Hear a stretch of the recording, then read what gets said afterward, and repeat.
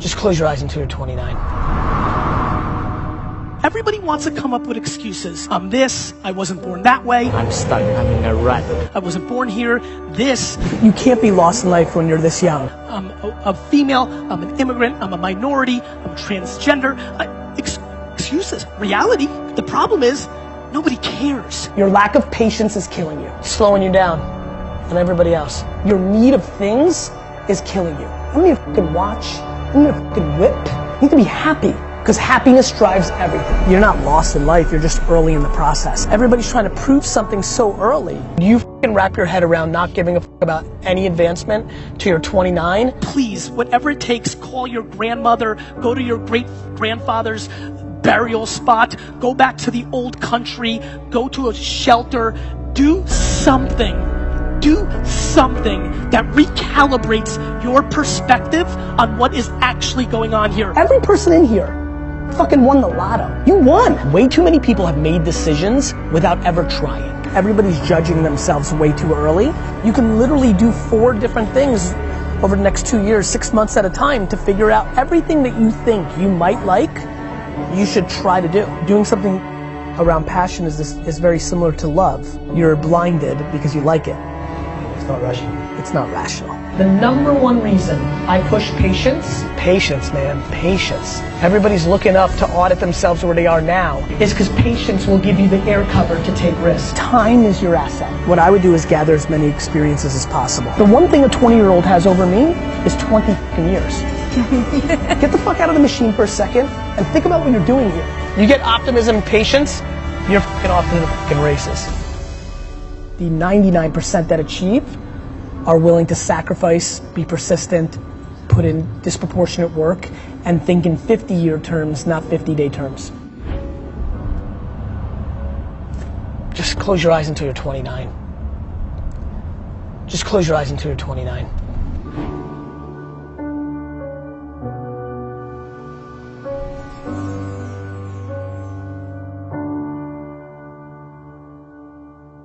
Because when you see regret in a man's eyes, it's fucking painful. Because you can't do shit about it. When you're 90 and you're not mobile and you're tired and it's over, you can't do it. You can't do it. You can't build that company you wanted. You can't spend that time with your kid. It's regret. Yeah. And it fucking drives the shit out of me.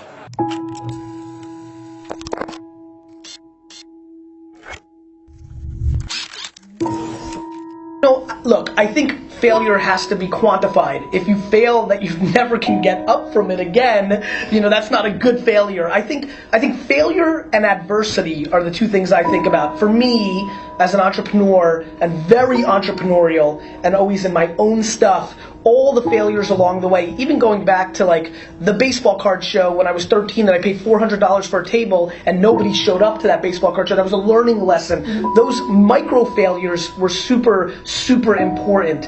I think, it depends on your stomach, right? Like if you really fail, like go out of business, I think people take one of two ways, right? They're like just finished and they're never able to get off the mat and they go in a different direction. So to me, I think quantifying the failure is important to me. They gotta change, you gotta evolve. Like Madonna did it right. She reinvented herself 14 times. That's why she had a long career. You gotta reinvent yourself. Let's talk about sports. When you're the best athlete and you're like the guy and you're like one of the top 15 players, Draymond Green, he's my buddy. Draymond really worked on his game every offseason. Ricky Rubio, the flashy point guard from Minnesota, if he developed his outside shot, he would have been a much bigger player. He had all the passing skills, the quickness, he's got everything. If instead of going to Ibiza and f***ing chicks in the off season, he worked on his 18-foot jumper, he'd be in the game. If you have ambition, your actions have to match that. And too many people are just like not putting in the work. Their mouth is way ahead of their fucking, actions. Like, really? You're gonna be the greatest NBA player of all time? Why? Because you think you got a little handle on the weekends? You need to shoot 15,000 free throws before school every day. what did you do from Friday 5 p.m. until Monday 7 a.m.? I'm just curious, like, and I don't think you shouldn't have a weekend, but I think everybody's ambition actually is more predicated on their actions than their words. My friends tell me all the time they're so ambitious, and I'm like, if that's true, then you punt leisure, and you punt concerts at Jones Beach, and you work. I realize what's going on here. One life. I realize that I'm living like this is our only at bat, and most of you aren't. People fucking walking around here like they're coming back. People fucking walking around here like they're coming back. You're not coming back. Well, listen, I don't want to impose my beliefs on others. Maybe you believe you come back. I believe you come back as a tree, or a flower pot, or D-Rock sneakers. And that blows compared to being a human. And so I'm acting that way. I'm acting that way.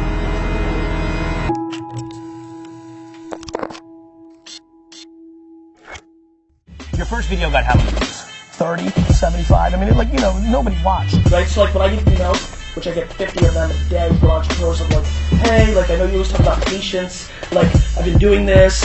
It's not working. Traction. Should I give up and do something else? Inevitably, I'll email back and be like, how long have you been doing it? Oh, 4 months. And I'm like, fuck you. You know, like, you want this to be your life and you're giving up after 4 months? Are you out of your mind? Patience is grossly underestimated. You know, I was very successful. My wine business is growing. Now I start doing this show and spending all my time trying to promote this show. And the sales of Wine Library start flattening out because I was the engine. The show wasn't getting watched, but I knew this was right. And the show really didn't take off until mid-2007, a year and a half in, of 5 days a week of doing a show, getting only hundreds, then a couple thousand views. Gotta keep putting in the work every day. 1 is better than 0. Gotta keep putting in the work, putting in the work, putting in the work. There is no quick cure. The hard work matters, and the patience is what overrides it, right? I don't need to get mines at 25. Heck, I don't need to get mines at 45. This is a long, long game. I'm very driven by the climb, right? I think being an immigrant, I guess, or just having this DNA, I don't like winning. I like losing. I like the struggle. I don't give a shit about the stuff that comes along. But the game is my drug. Like, there will never be a game over for me. There's no dollar amount. The game, the process, the climb, that is the drug that drives me. That is my oxygen. That's what I love. And so every day is gonna go by. 2016, 2017, 2018, 2019, 2020, 2021. And you're gonna look for the short game. You're gonna look for that miracle algorithm. You're gonna look for that one move that's gonna change your outcome. And you're gonna continue to search and play the short game while I keep putting in the work, the hours, the long-term value, and putting in the work while everybody else is hoping and dreaming. I'm gonna be executing. You play the short game. I'll keep playing the long game. And it's time to put on a helmet and get to work. I'm scared. I'm super scared. I'm scared because I know exactly what happens this month every year. Every year. I'm scared. I'm scared because I know that there are so many of you that graduate this month and have no fucking idea what you want to do. And that's okay. Most people don't. You should not be stressed about that. I'm actually not scared about that. I'm scared that you don't realize that you're entering the greatest 5-year window of your life. If you are 22 years old, you are entering, first of all, some of the greatest years of your life, A, but B, this is the moment, because you have to understand, this next 5-year window is when you don't go practical and safe. This is not the time to get the job mom wanted you to. This is not the time to try to maximize as much money so you can buy a fat whip. This is the time to realize that you have a 5-year window, and it's 3 for some, it's 8 for others, but this is a 5-year window for you to attack the life that you want to win, not because it's the secret or because the world's so zen, because it's fucking hard as shit out there.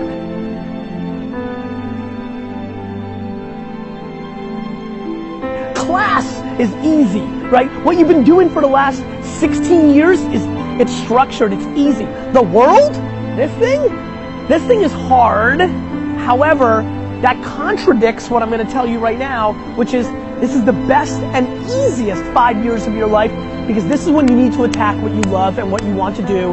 Here's why. You don't have all the baggage. You may have college loans. Respect, it's hard as shit. You may have the expectations of your parents. Mentally hard, fake hard. You may have a lot of other things.